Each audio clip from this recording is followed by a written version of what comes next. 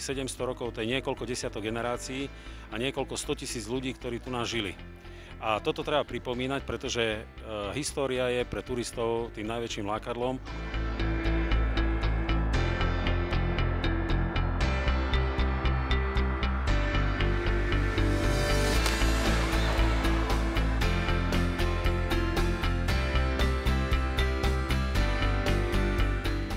Žijeme v rizzoturistickom regióne, naozaj predurčenom v prvom rade na turistiku, ale vzhľadom na to, že František Wiesner začiatkom 19. storočia tu dal vzdelanosť, to znamená školstvo a takisto v tom období v podstate najväčší priemyselný rozvoj v rámci Uhorska a nám to ostalo, tak Liptovský Hrádok v súčasnosti je známy v prvom rade tzv. Čistým priemyslom.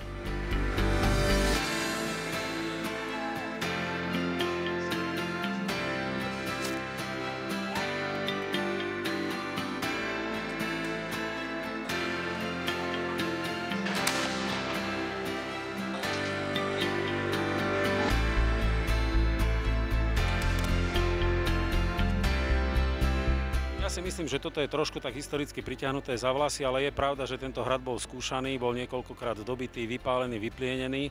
No a ten prieskum, ktorý robili v podstate Labanci, tak ten sa skutočne stal, ale tá bitka bola trošku historicky skreslená.